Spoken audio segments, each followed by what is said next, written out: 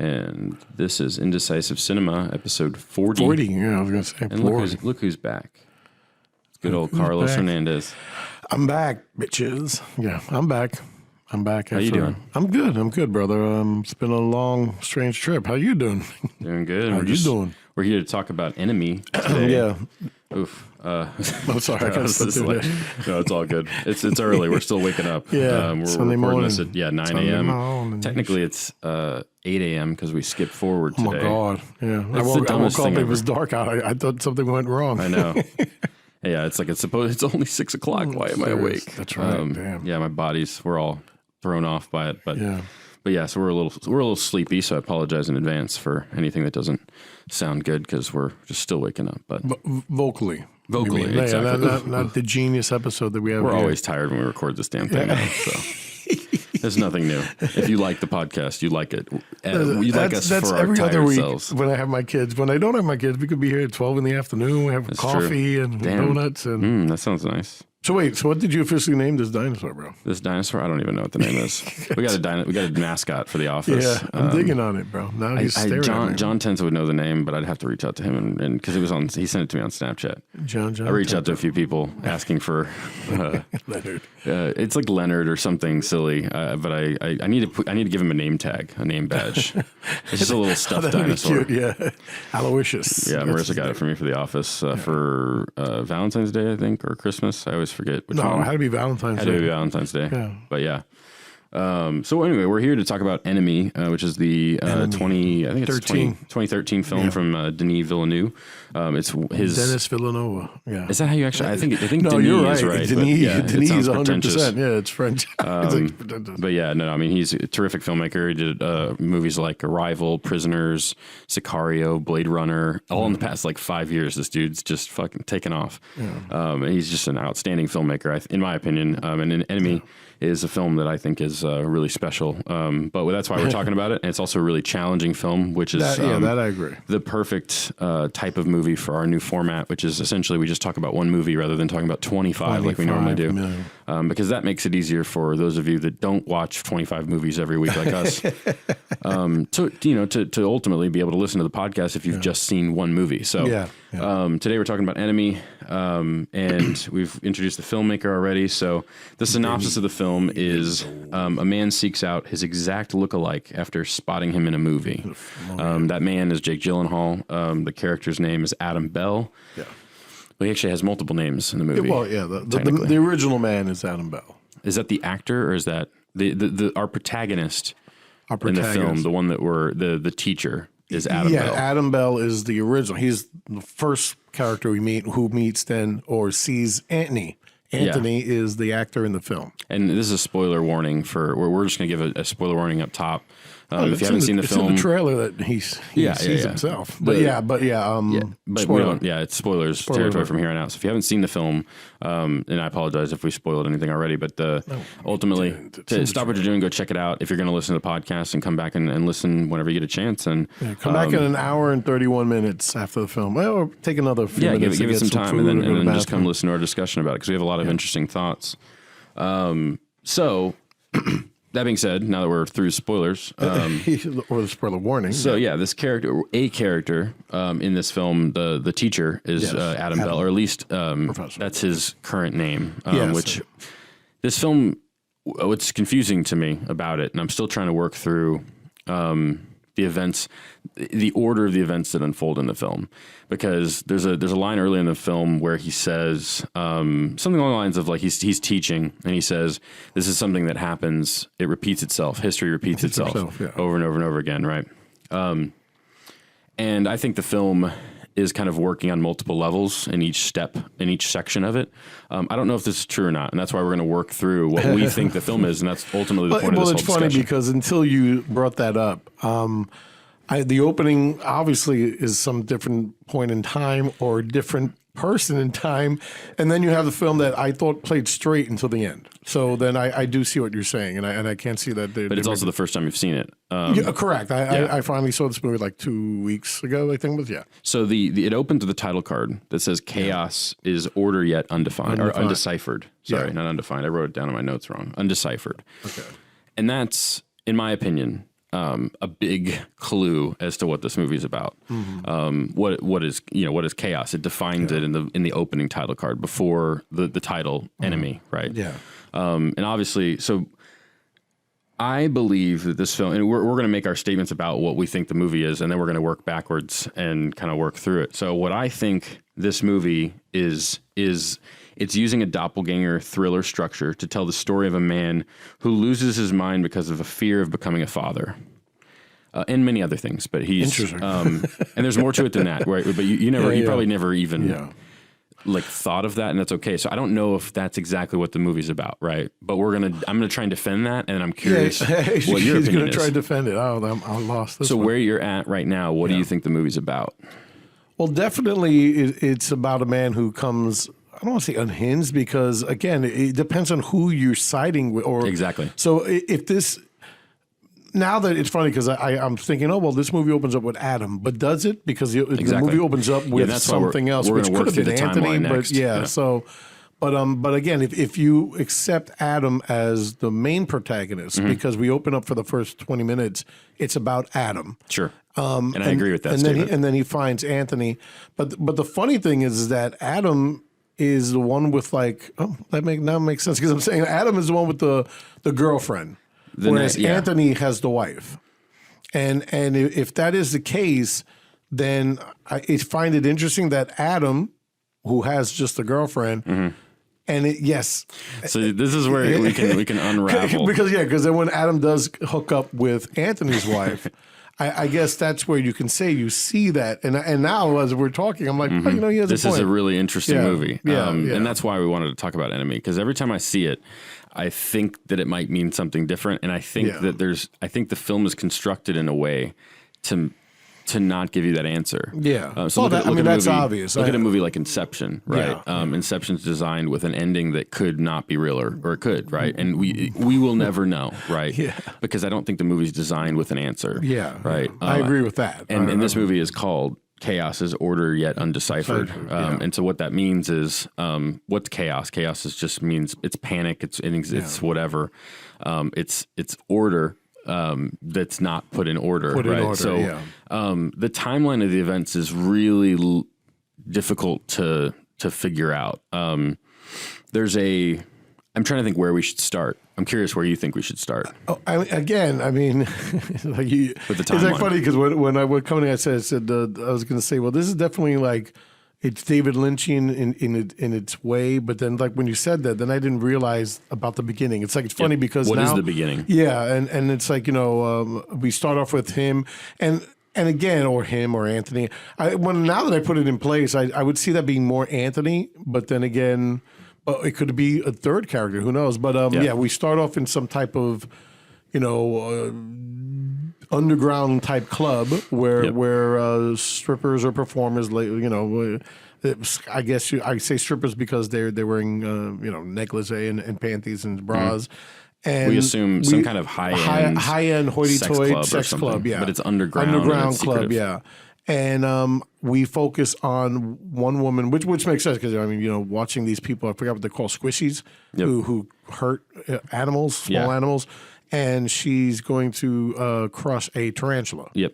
A spider. A spider. Well, yeah, I guess. Let's just say, ultimately, it doesn't matter. But So it looked like a tarantula. But yeah. And throughout the film, we see this motif repeat itself many times, right? And in the ending of the film, the way it ends, at least in terms of the linear order that we watch it in, is he walks into his bedroom and his wife has turned into a giant spider.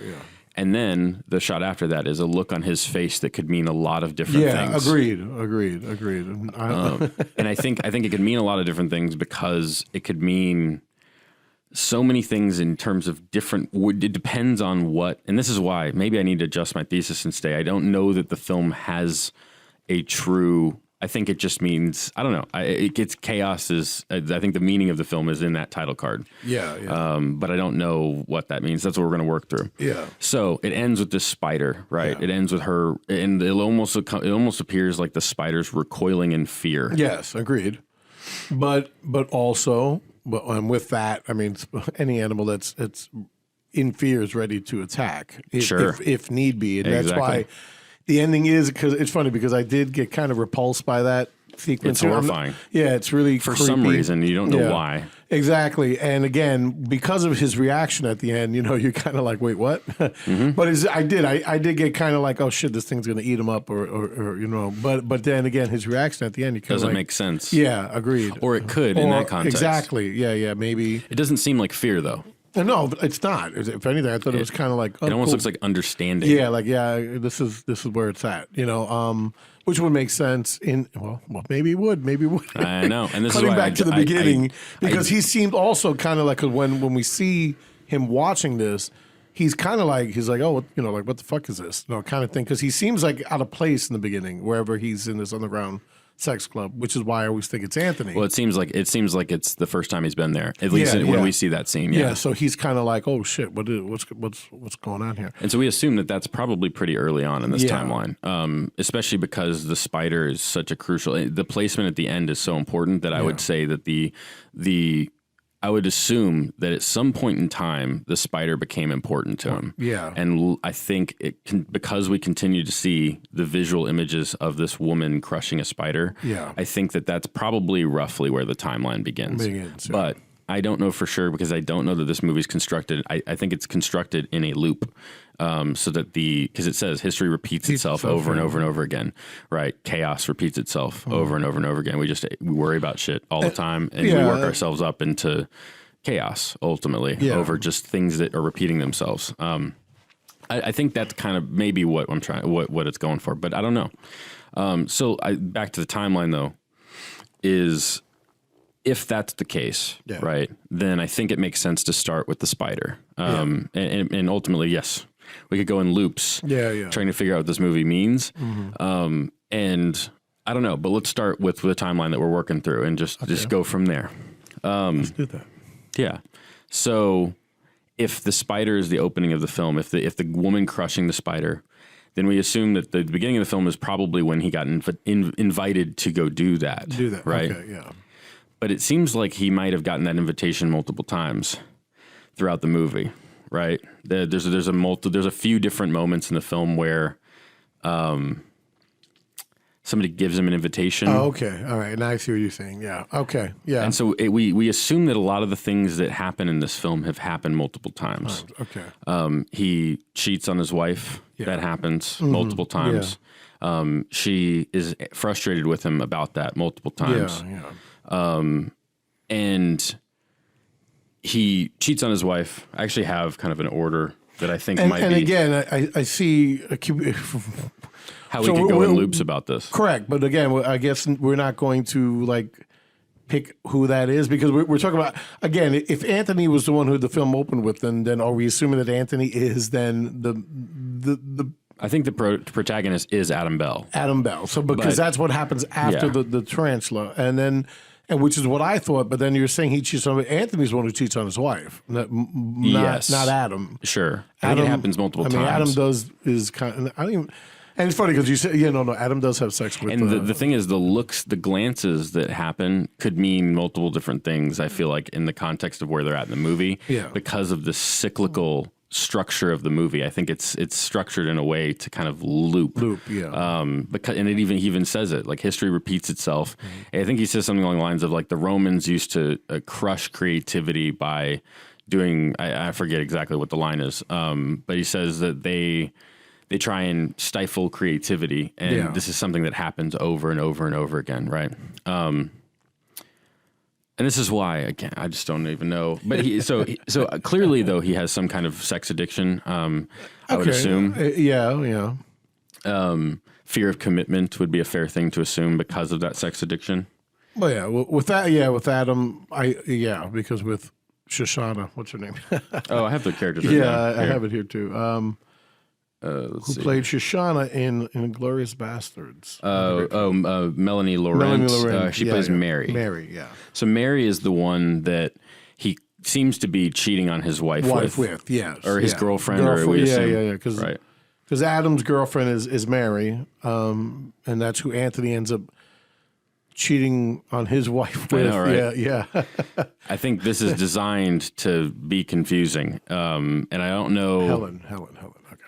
So maybe we should just go in linear order of what we see in the film. Okay, right? yeah. So, because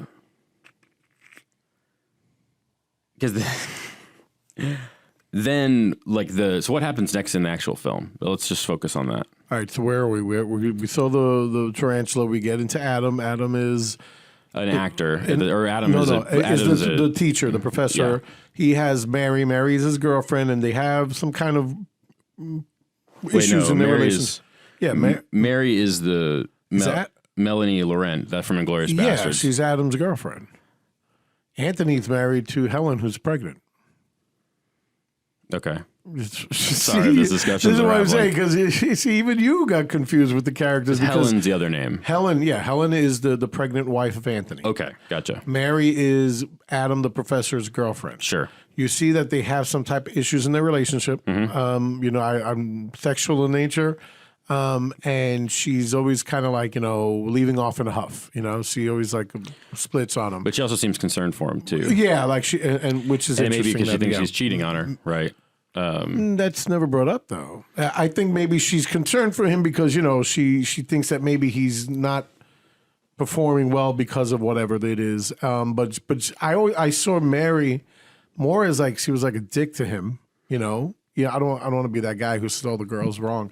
But it just seems like Adam's kind of just like, when you meet him, he's kind of like a meek, deerish type guy who, you see he has his boring job and as a teacher. And Mary just seems like she's hot to trot. She seems like she's out of his league, kind of. Sure. But he landed her for whatever reason. Maybe she likes that nice guy of him. Maybe that's why she's concerned about him. But with Anthony, it's like the opposite. You'd see Anthony with Mary anyway, but he's married to this like very mousy, very jealous, pregnant wife. But that's because he's a movie star or a Z grade movie star. But he cheats nonetheless because he's a movie star. And so you have the interesting thing now that you brought that up, because you'd see Adam with Helen more than you would see Adam with Mary, and then vice versa. The fact that Anthony wants Mary is because of of her hot to trotness or whatever, sexy girl. And I would see him with her, with the whole notion of her being kind of like, one of those Hollywood, well, she's not a Hollywood starlet in the movie, but like someone like that, where you see the actor has this pretty girl who's kind of like bored in the relationship, uses him for whatever it is. And so that's why it's funny when you say that, because I could see where the lines blur on who Adam and Anthony are and who they should be with, and the fact that they do get with each other in the end. And that's why I think it's good that it ends with Adam with Helen, or Helen actually is like, I'd rather have Adam, that guy that I should have been with, which is, well, yeah, there you go. See, now I'm like talking the movie into place. Well, let's just go through what we see in the movie. Yeah. So okay, Adam's with Mary. Mary, they're having issues. Somebody mentions a movie that he should watch. He watches this movie, and in the movie he sees this character who resembles himself. With that, he kind of gets obsessed about it. He starts looking up his information, finds that he's in a local agency, has him, and then he calls them and I think, does he email them or call them, right? I forget. But he tries to find out more about the actor. He goes there. They give him the information. He gets it.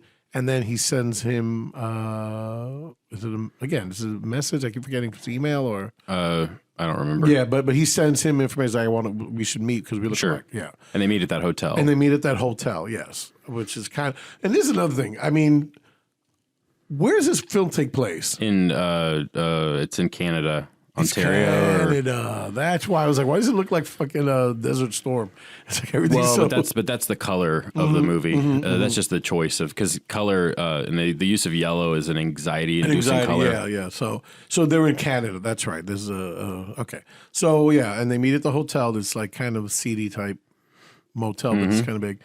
And they meet for the first time, and we see them in the same room together. Same room together. Yes, Anthony is more of a like this guy's a stalker type thingy, and he's kind of very.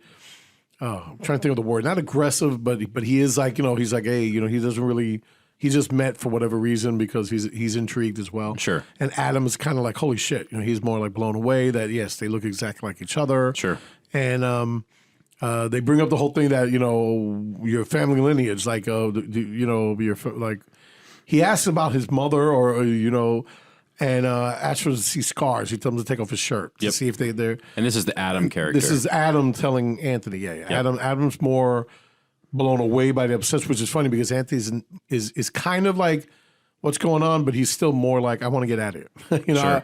I really don't want to be here. And then when shit starts to be like, oh shit, I think that's what Anthony doesn't want to realize, that they're the same person. Because if he lifts up his shirt and you see the scar or whatever that he has, then it becomes real that these are the same person.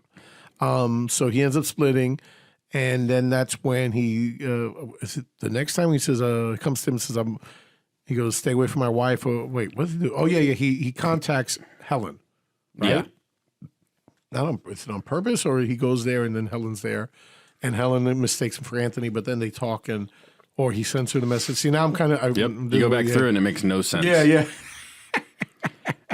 But then Anthony's mad that they confronted each other. Like this, the linear structure of the movie makes sense, though. What doesn't make sense is the ending. And like, the spider. Nothing's making sense. Yeah, but the spider, yeah. So, and one thing I guarantee you, if we broke this movie down and we looked at the scenes and the costumes and the locations that he's in, the timeline would make more sense. Makes more, okay. But I don't think it's meant to be solved. Yeah.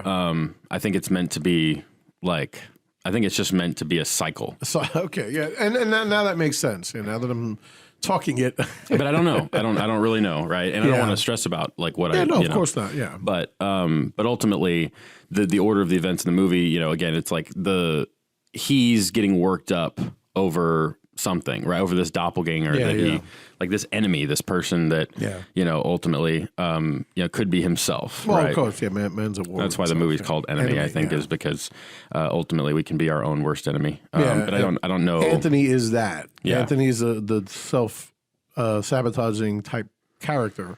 He's a sex addiction. Yeah, he's like, oh, I'm gonna fuck your girlfriend now because you came to my wife. Yep. Not even he didn't even do anything else. And so I would see like Anthony's more an enemy to himself. But then again, so is Adam, because Adam's obsession with the doppelganger, to find out more, to go deeper into it, he also destroys himself as well in that aspect. So I think and I think ultimately it's a movie about a guy who is struggling with, and in this movie, she's pregnant, which is very crucial. I think that's why I said fatherhood. I do think that would make sense. Yeah. He's working himself up to, but again, this could be multiple things. This could be that he's afraid of commitment. It could be that he views her as a spider, right? I think he views her as somebody, and he says it at the beginning of the film, somebody who is essentially keeping him back from what he wants to do. Yeah. So he used to be an actor, I think, right? In the timeline that would of the make events. sense, because in school you always meet that teacher, substitute teacher, who is a part-time actor. Sure. That's what they're doing. So I think that's interesting. And then I think he starts cheating on his wife because he's afraid of them moving in together, or afraid of maybe her getting pregnant. Maybe she gets pregnant, and he starts cheating on her because he's afraid that he's not going to be able to continue acting because he's going to have a kid. So he goes and gets a full-time job, right? And the full-time job is just monotonous and boring. And then even though he wasn't a good actor to begin with, I mean, he was in these low-grade films. Exactly, but it was something that he loved. And in that scene where he's, as the teacher says, they stifle creativity. I think he's talking about acting. I think he's talking about whatever his passion is, right? And he sees this woman who she's not doing anything wrong, I don't think. I think she's just concerned for him. She's concerned because maybe he cheated. She's concerned for his mental health. She's concerned. It could be multiple different things depending on the placement of the scene. But I think in the movie, or at least in the timeline that I think is there, I think the pregnancy is really crucial. And in terms of getting back to kind of what it could be about, it's called Enemy. So I think it's his own worst enemy. And ultimately, again, we're going in loops because I think this movie is designed for that. Yeah. And I think he cheats on his girlfriend because he's worried about her being pregnant, or because he sees her as a spider, right? Because he went to this thing and he saw again, it's designed to be cyclical. Yeah. But I think ultimately he went to the sex club and she crushes a spider. Yeah. Right, and then and then he starts viewing his girlfriend as this spider that's trying to catch him in a web. Yeah, right. Nice. And so he does things to lash out to try and prevent, because he's just afraid of her to some degree, afraid of the commitment of being a father or whatever, right? Yeah. And so what happens is there's a scene where he wears his wedding ring, yeah. and the Mary, the Mary character who he's cheating on his girlfriend with, gets mad at him, right? Yeah. And she leaves, and they get into a car accident, and the car accident results in a big, devastating car crash, basically. Yeah. And I think that's the point where the girlfriend character finds out about the relationship. And then, this is just my assumptions, right? Again, I think this movie is designed. I can see, because with that in mind, she's like, who are you? I don't even know you anymore. And it goes to show that, you could put it that way. I mean, of course, in watching the film linear for the first time, you'd think that, oh shit, she realized she's having sex with the doppelganger. Sure. But yes, you could see that where they're fighting, and she's like, she realizes that he had a wedding ring, and she's like, oh shit, I can't believe that you did have somebody or whatever. And that makes sense. Yeah. I think you could defend a lot of different arguments. Oh, yeah, of course. But I think ultimately the spider at the end is I think he's either afraid of her, or he's still coming to terms with becoming a father, right? And I think that might be what that ending, that look that he gives at the end, where he's like, like, this makes sense. Yeah. Right. Maybe he sees her as the spider. Yeah. And she recoils in fear. And, I don't know what happens next, right? The timeline. That's where the movie ends, but I don't know if that's where the plot ends, right?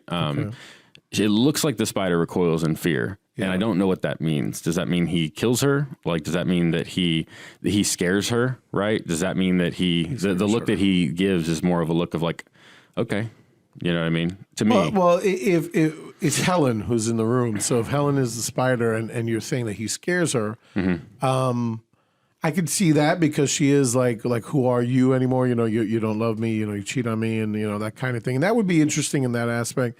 Again, I felt like recoiling in fear, but that's before they're about to strike. And I think at the end, where he's kind of like, well, yeah, well, he's coming to terms with, I got this woman, she's pregnant, I'm going to be a father, and come to type of accepting it.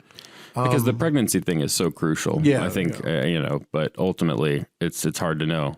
And I think the movie's designed to not have a very clear ending, but I think ultimately there's also this mother character played by Isabella Rossellini, who's only in like 2 scenes. And the scene opens with like her saying something along the lines of like, I don't remember what the line is. I have to like watch the movie again and break it down.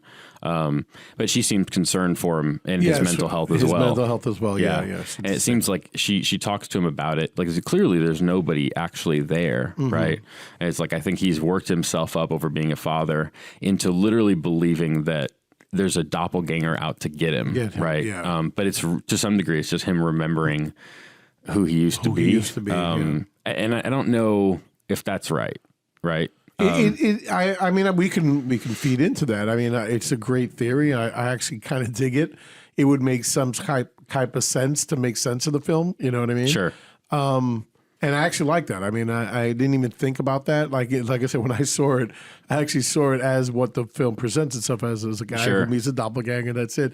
I didn't really go deep into it. But then the ending happens, and then yes, the ending is the thing that says it's a movie you can't stop thinking about. Exactly, and that's true. I mean, I thought that's what I love about it. Yeah. Same thing with Inception. Same thing with all these movies that I think have, to some degree, broken endings, especially when, like, I don't know. I mean, like, I think that there is a story there. There's like a linear story that he is told that he's then broken up, and it's like Pulp Fiction. He's flipped it around, but it's cyclical, and so all these different scenes work on different levels. But you have to, like, at some point make a decision on what the performance means, right? I think. And it's hard to know, again, like the order that they shot it in. My guess is they probably shot it in a linear order. And there is a linear story to this, right? But it's chaos yet undeciphered, right? So we haven't really deciphered what the beginning of the film is. Correct. And I think you could pinpoint an ending and to some degree write your own story out of it. like a choose your own adventure film almost. That'd be awesome. Because like, for instance, that look that he gives at the end, right? Could that mean, all right, now I'm going to do something horrible, like because he's afraid of the spider. She recoils in fear. If that's what it is, now you say it's because she's about to attack, right? I don't know. It could be that, you know. I mean, now that you're saying that he's about to kill her, I'm like, kind of like, that would make kind of sense to like get rid of this thing that will burden him. We call him the protagonist, but I don't know that I think he's the villain. Of this. You could make him the villain if you decided to. Yeah. But you could also say that he's coming to terms with, you know, his becoming a father, right? You could say that the movie ends there, and I think you could certainly. I think the movie's written and designed, and the performances are written to have double meanings or like triple meanings based on this loop that it's setting up. So, like he used to be an actor, right? And as he says, like history repeats itself; it loops over and over and over again. It's such a crucial line because when you write a screenplay, you write it with the intention of manipulating the audience, and everything has a purpose, right? Every single line of dialogue. You don't write something into the script without a meaning, or without some kind of intention. And if everything happens for a reason, then that line is really important, I think. If everything in a script is written for a reason. And so that line where he says, you know, history repeats itself. They pay attention is what he says. Yeah, pay attention. Pay attention. And then he says it again. It's like, we see it as like his daily routine is looping. But the filmmaker, I think, is trying to catch our attention and say like, pay attention. This is what this is about. It's about, you know, you being your own worst enemy. That's the name of the film. Right. And what that can play out in so many different ways. You keep working yourself up into, you know, worried about being a father, worried about getting into a relationship maybe. And that's something that like this movie could technically start when he was an actor, right? And when he meets like that, you don't know when we would have to break down the scenes. You could probably assemble them. I wonder if somebody like on YouTube has assembled the scenes in a chronological order based on like costume and location. Interesting. Because even that apartment that he has, is empty. It doesn't have any furniture in it. Yeah, it's kind of dead. Which almost kind of seems like it could be that it's like a bachelor pad. But that's going to say that's his fuck pad to be. Yeah, it is. But he used to. I mean, he used to live there though, and it was like if you look, I think the apartment also to some degree looks. So like all the scenes take place at night, that are in his fuck pad that you just described, right? But the apartment kind of also looks like the apartment that the girlfriend lived in. Agreed. Yeah, I was going to say that. Yeah, which is interesting, right? Because it's like, could that be the same apartment that his girlfriend who was pregnant lived in, right? And then all of a sudden, you know, again, it can repeat itself. It loops. And so it's hard to know because like not having any furniture, it could mean two different things. It could mean that he just moved in and so he's, you know, doesn't have a lot of furniture and starts cheating on, he opens up the fuck pad, right? To cheat on his wife. And again, it's like you can come back to it and I don't know, it's hard because I think the fatherhood thing is definitely there. But the movie's called Enemy. It's not called Fatherhood, right? It's called, it's your own worst enemy, right?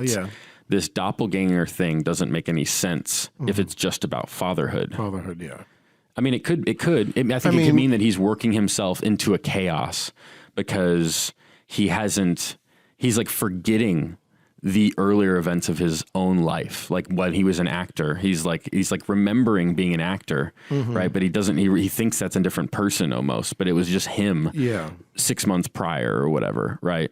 And he's working himself into a panic to some degree, but then again, where does the film end then? If that's the theory, and it's hard to defend it because I think it's designed to be undecipherable. But I don't know.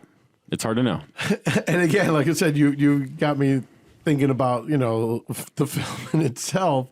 This is why I wanted to do a podcast about it because I was just like, if anything, the film is really interesting, right? I think more interesting than you could possibly, of course, even tackle in an hour-long discussion. I think the only way you could do it would be to break down by costume but again, I think the costumes like him in a white t-shirt in boxers looking at his laptop in his fuck pad.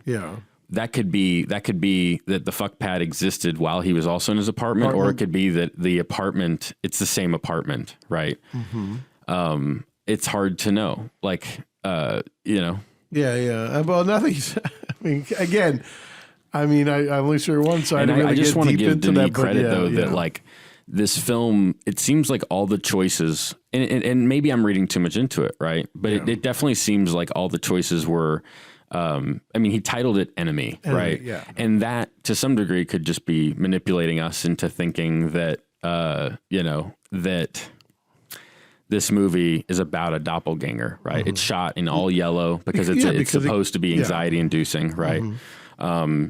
You have this character who's very stressed because he's like working him. He's like thinks that there's this person out to get him, right? Yeah. And it's like, but that person might just be himself. Exactly. And so that final scene, that look of like understanding could mean so many things. It could mean that he's afraid of her. Mm-hmm. Right. And he goes, oh, right. Well, I guess I'm going to die. Right. Yeah. Or it could mean that he's come to terms with being a father. Yeah. Or it could mean that, and I think it's designed to be undecipherable, or like at least to be cyclical to the point where you can just go in circles trying to solve it. Right. Yeah. Because and that's what's interesting about it is it's like, I think he designed it. Like, I think a lot of the performances, though, I don't know how you'd even approach this concept from a directing standpoint. You know what I mean? Like if it seems like he wrote a movie about a doppelganger, right? And or at least he designed the film in that order.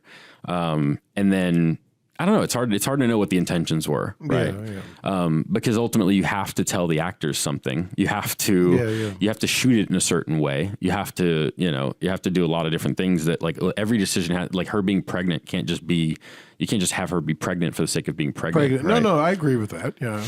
And the apartment, right? The apartment is probably pretty crucial to this. The locate, because you have to have a location. And if the apartment's the same apartment, right? And I don't know if it is. We'd have to watch the movie again. Yeah, I'm definitely going to watch it again now to see if that is the case. But I wouldn't be surprised if like this movie, if like there's the timeline isn't what we're thinking, even with the whole fatherhood thing, right? Yeah. It's a movie about it's about history repeating itself, right? So if he continues to cheat on her because he thinks she's a spider, right? And he goes, all right, well, you know, I'm afraid of her. But he's now visually seeing that she's a spider. He like sees her as a visual spider.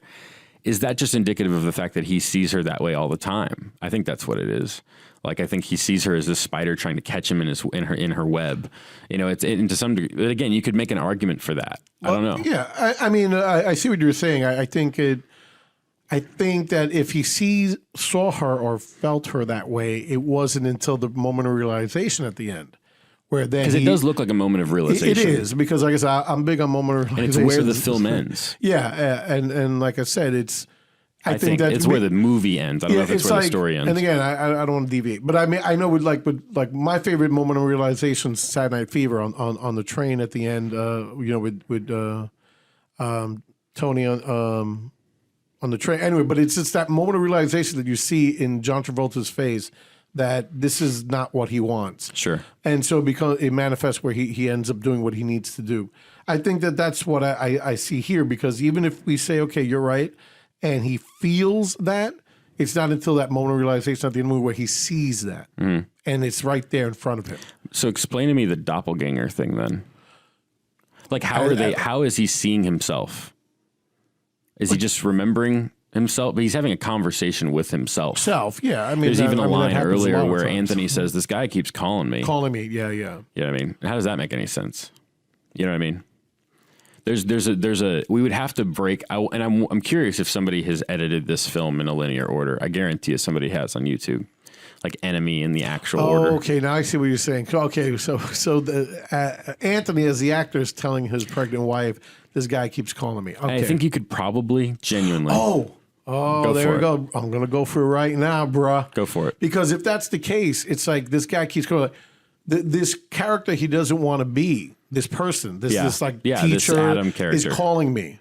You know what I mean? And he's annoyed by it because he doesn't want to be that. Yeah. You see what I'm saying? He's afraid of himself. There you go, bro. Exactly. So there you go. That explains You're your that. own worst enemy. Yeah, exactly. It's like this guy keeps calling me. It's like I said, damn, that, like, you know, you sit down and you see yourself in the mirror and say, that old man is calling me to come to that man, but I can't because I'm still young at heart. And what is chaos? So the title card explains the whole fucking movie. What is chaos? It's order yet undeciphered, right? Yeah. So him working himself into a panic, right? And being afraid of himself and afraid of his wife and afraid of all these things has created, to some degree, in his mind or in his life, he keeps ruining his life in a cyclical order. And that makes sense. That makes 100% sense. And so therefore, we don't know what the actual ending of the movie is, right? Because the end of the film, that realization could be the very beginning of the movie if you take it as that he's recognizing that his wife is just a spider, right? But the recoil is interesting.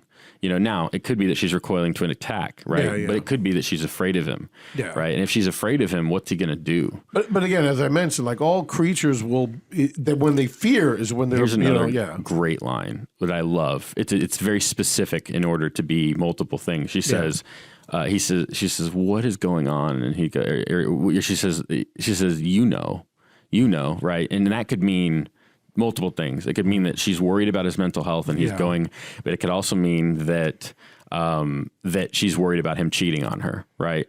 Yeah. Okay. And I think it's designed to be undecipherable. And that's brilliant, right? I think that's what, and maybe again, if the meaning of the film is that you're your own worst enemy and that you can work yourself into a panic or anxiety or whatever, and literally create a doppelganger for yourself and forget who you are as a person, you know, or again, what you said, which I love the idea that like this person's calling him. And I don't know what Denis' intentions were, right? He has a meaning for this. The pregnancy thing is probably pretty crucial. Maybe he wrote this movie when he was afraid of becoming a father, right? Yeah. I don't know, right? That would make more sense if we looked into the timeline of Denis' life, right? Yeah. But ultimately, I think I don't know. It seems like he wrote this movie to confuse people intentionally. And if you listen to any interviews with him about it, he says it's all there. It's all written. It's all in the movie if you watch it. Yeah. He doesn't say anything about it. And that's what makes it so much more interesting. And he knows that. He knows that if he answered this movie, if he said, but I mean, the title card itself, though, could mean multiple things. It could be that like the enemy is this doppelganger character. It could legitimately mean that. Well, I mean, the film can be linear and see it for what it is. Yeah, definitely. I'll give you that. But you could also you could literally probably assemble this film. Now, the only thing that's going to keep you from being able to assemble it in any order would be the costumes and the locations, right? Because if his apartment is the same apartment,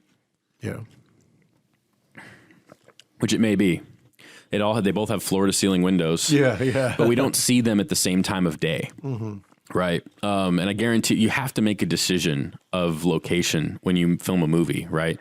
So if he made, and I don't know if this is true, we have to look at this. Right. Yeah. So any of you listening that are like, no, I'm watching the film right now and the apartment's not the same apartment. Right. I think to some degree the sets are also designed to look similar also, which is kind of evil, you know, and again, the yellow tone is everybody always, I've heard a lot of people complain about yellow, the choice of making it sepia toned. And I'm like, or like that yellowish kind of just like oversaturated look. But I think that's a very distinct choice by the cinematographer in order to, it's a movie that's clearly about, you know, chaos. You know, it says that in the title card. I think that's pretty important. And it's about how chaos can be cyclical. I don't know. And this is all just a theory, right? No. Because Denis could call me up and go, dude, you're so fucking wrong.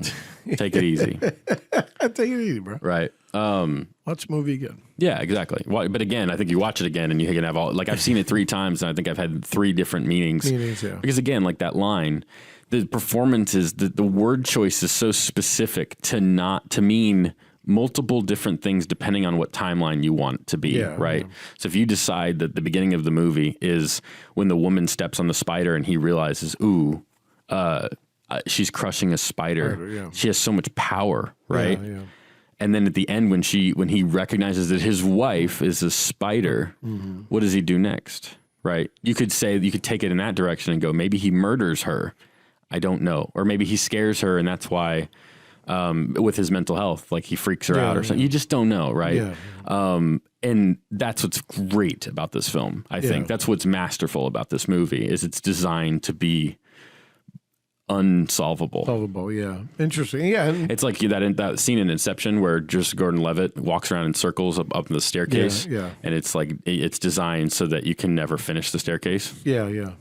I think it's similar. Yeah. Well, and that's interesting. I dig that. I don't Definitely know. now we'll watch it and- again just to see about the costume thing. Because I am curious. I'm curious if you could assemble this film in a linear order. Yeah. But I'm not going to go do that. Somebody else can go do that.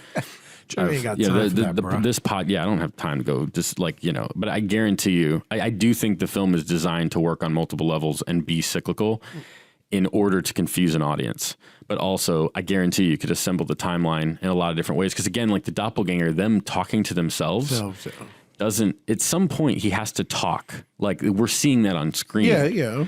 But maybe it's all in his head. And that's what I'm saying. I mean, sometimes when you're at critical choices in your life, sometimes you have to talk to yourself or work it out in your own head to and so if it is fatherhood, that makes perfect sense. Yeah. And maybe the end is him coming to terms with fatherhood. And that's a great argument. I like that one. I think that was the most nice one. Where anyone, every man can sit down and say, oh, shit, this guy's right.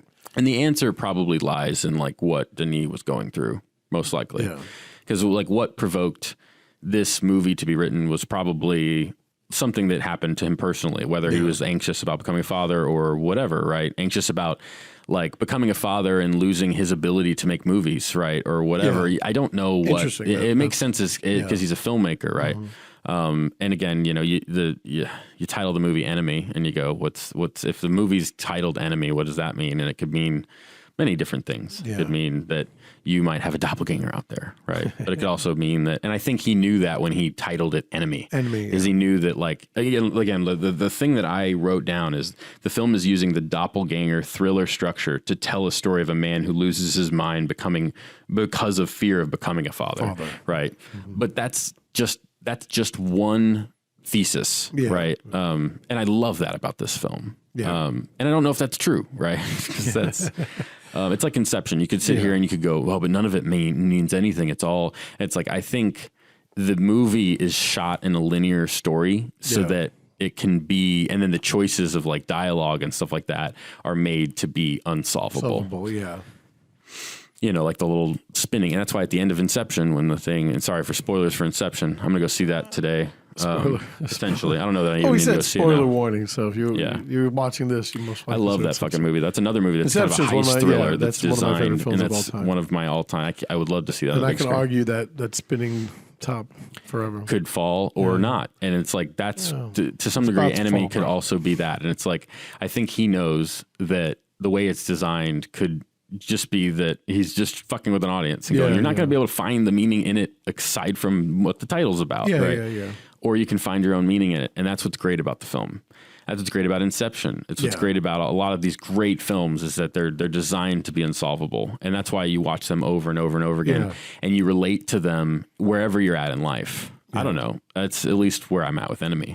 And it's a terrifying film too. It's an anxiety-driven film. It's meant to be. It's designed to be that, and in order to trick you into thinking it's a movie about a doppelganger, when in fact, I don't know for sure if that doppelganger isn't just himself. And that I agree. I agree with that it's himself. I mean, you gave me a lot to talk about. I know, right? You gave me a lot to think about. I'm going to go home now and watch Enemy again. No, isn't it fucking good though? I mean, it is. It is. I like it a lot, regardless. And I like the artistic. This was his first film, right? This was, I think, his first or maybe second film. I think he did a movie before this. Actually, I think he may have had a few other features before Enemy, but I'm not sure. Because he did Enemy, then Prisoners, then he did I want to say Sicario. Yeah, I'm gonna go right. Then now. Arrival, then Blade Runner. Villenueve, all filmography. Okay. And look at that. What a career. What a career in like 6 years.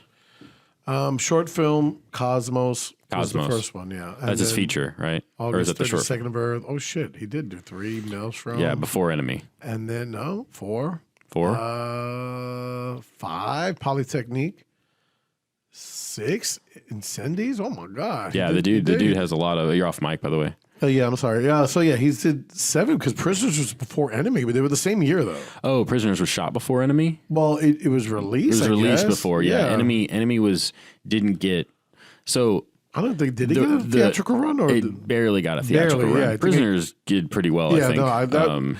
I know I'm going to shock everybody, but I dig Prisoners the most out of all his films. Prisoners is also fucking terrific, movies, and that also has an ending that is meant to be taken in multiple different ways. Yeah, agreed. Because he could like in the choice of performance is designed to go either way. Either way, yeah. And I think Jake Gyllenhaal knows that too. Like, and they're all in on the bit. You know, I think they know that they're manipulating an audience, but maybe they're not. Maybe to Denis there is an ending to the film. You know, but ultimately, I think the choice is made to like.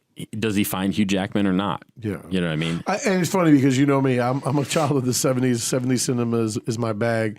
And I like dark films. I like dark endings.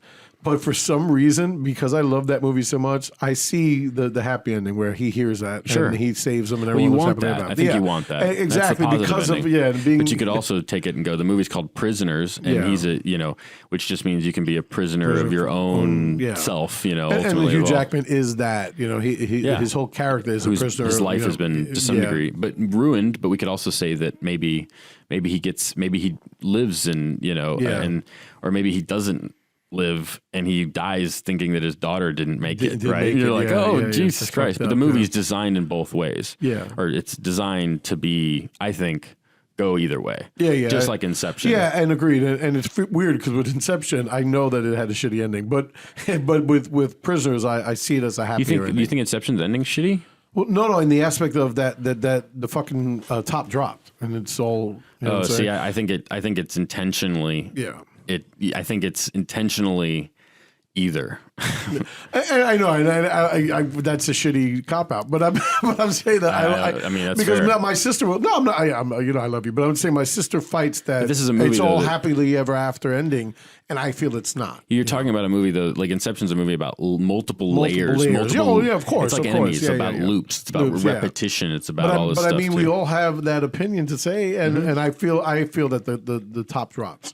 I know she says, and that's why it's a great film. Because we do hear it slowing down right before it cuts to the credits. And it's good. I think the film is great either way, though. Oh, no. Not saying, You know what I mean? I mean, I like those dark endings. Just with Prisoners, I think because I'm a father, because I wanted to be a happy ending, I do see that as he hears him. An Enemy could be taken that same way, though. Like, it could be taken as, you know, that he comes to terms with being a father. It could be taken as that he murders her and lives in the apartment for another six months, just working, you know, completely loses his mind, right? Yeah. And it depends on where you're at, right? And I think the movie's designed to be unsolvable. Yeah. And that's why I think Enemy is just outstanding. Well, what's good is that with Arrival too. With Arrival, talk about, you know, non-sequential. I don't remember the ending of that film, but we're also spoiling a ton of other movies. Oh yeah, but I know you're relating to it, but so spoilers I'm just for saying, Arrival. For all these movies. But I'm just saying that all I'm saying is that the beginning of Arrival, we find out is the end. What's the beginning? I don't remember. I've only seen it once. I've only seen it once. Really? Me too. But, spoilers for Arrival. So then I'll give it away. Remember, it opens up where she has. You see time progress. She has her child. She's growing up, and they're a beautiful girl. She gets sick. Yeah. She comes up and she dies, and then aliens come, and then her loss, is what helps her deal with the aliens. But then we find out at the end that that's what the aliens gave her. Gotcha. Her daughter, and so we just see. We know it's going to happen again, but this time we're going to see that it's probably going to be a better ending in the other aspect.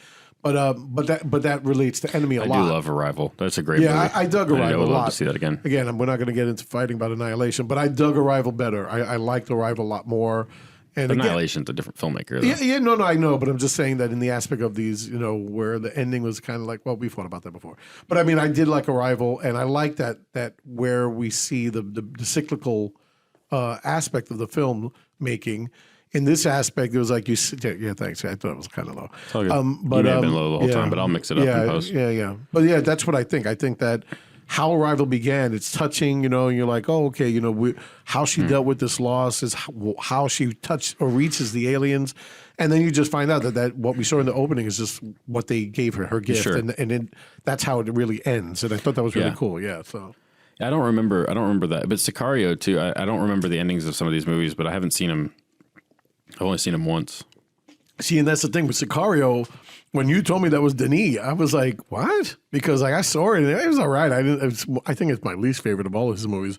But I can't remember that to save my life, except for Benicio del Toro. Benicio is great in that Yeah, movie. he's amazing in it. But I mean, other than that, I mean, it's like it seems kind of a different film. So now it's like I got to watch that again with the notion that Denis directed. And I still haven't seen Blade Runner 20. I almost want to like watch them in order and just see how they progress. How they progress? Yeah, that's interesting. Yeah, because if we do that, like I said, since Prisoner and Enemy were the same year. You know, I would akin Enemy more to Arrival in the aspect of how the order of sequential order goes. Yeah. And I think they would align. Whereas Prisoners and Sicario align because they're more linear. And then, but see, I don't remember the ending of Sicario. Oh no, I do. Yeah, I do remember that ending. I don't remember. I remember, like bits and pieces of those. I haven't seen Blade Runner. I got to see Blade Runner. I've only seen it once. It's on HBO. So all those movies I've only seen once. Enemy is the only one I've seen like 5 or 6 times. Of course, because that one. It's my favorite. Yeah. Prisoners I've seen more than one. I think Prisoners we did watch that again recently. Yeah. That movie is outstanding. It's amazing. I love Prisoners. It's just incredible. Also, and the performances and his understanding of psychology. And we only have a few minutes left, but like Denis' understanding of like his character's psychology and where they're at, and it's what makes just such fantastic. I mean, some of it's these performers are amazing, but you don't get Hugh Jackman, Paul Dano, fucking Jake Gyllenhaal. Who else is in that movie? There's so many people. You get Roger Deakins shot it. Come on, what's his name? The good-looking actor who was in Iron Man and then got fired. What's his name? From Empire. Oh yeah, he plays his mild friend. What's it's not Cuba. That's rude. But that was the person who replaced, in Iron Man. Prisoners. Yeah, it is. What's his you name? got Viola Davis, Melissa Leo. Holy shit. I know. Yeah, Terrence Howard. Terrence Maria Howard. Bello. That's right. Damn, that's a big ass cast. Man. Dylan Minnette is his son. Yeah, his older son. Oh man, it's a big cast. But yeah, I love. That's my favorite of all his films. Prisoners. Yeah. Prisoners is really incredible. Yeah. So. But yeah, there's so many. He's just a fantastic filmmaker, and I mean, I haven't seen Incendies or whatever. Yeah, that was one of the earlier films, the ones before Hollywood got him. Because you said he's French. Yeah. Okay. Yeah. I mean, Denis Villenueve. Denis Villenueve. Definitely an interesting guy. I guess this podcast has essentially become an episode about Denis. Yeah, because we talked about all these other films. Yeah, but it's still an episode about Enemy. That's what got us. No, of course, yeah, and it is. Well, and I think we just kind of came to a conclusion that we could fucking go in circles about that movie forever if you wanted to. And I think it's designed that way. Yeah, but I don't know. Where is it? What are you looking at? I was because IMDb tells you where you can watch Enemy. I saw it on. I see on Netflix. I saw it on Netflix, but now it's saying it's not there anymore. It's on Amazon. So. Well, cool. Well, I mean, we're at 57 minutes, so we can get out of here. Get out of here, yeah. So that was Enemy by Denis Villeneuve. And hopefully that discussion was even remotely interesting. It is because you had a lot to say, but I think now people who do hear this show say, you know what, let me watch the film again. Hopefully, if anything, people just find it more interesting. Oh, yeah, most stuff. I mean, like I said, I went into it linear with the beginning and ending kind of confused about, but now that you said that, it makes 100% sense. And again, I have no clue if that's what this is actually but trying it's to good. say. But like you said, now someone can watch it with that in mind and put say, their own meaning hey, into that it. guy's right, or say, that guy's full of shit. The spider at the end just could mean too many different things. Yeah, I agree with that. And the look at the end could mean too many different things. Yeah. And that's what's great about it. Yeah. But that's it for Indecisive Cinema, our 40th episode. 40th episode, guys. yeah. Or those of you who listen, but also congrats on us. I mean, I'm proud of us for doing this. It's gonna start snowballing into a major show, and everyone's gonna listen to it. And we're gonna be on Jimmy Kimmel. He's gonna ask us stupid questions about the show. But next week, do you know what our show is gonna be, or our episode? Are we going to do Outsider? Can you do next week? Yeah, I think Outsider would be good. Definite. Yeah. So we do that. So probably going to do, Carlos and I will do Outsider next week. We might be able to bring on somebody for that because I know Cody, there's a lot of my friends that are watching that show. My brother also watching it. So yeah, I'd say we'll talk about it. But all right, well then until next week, I'm Carlos Hernandez. And I'm Jeremy Knight. And we'll see you on the next one. You guys take care. Thanks, guys. Bye.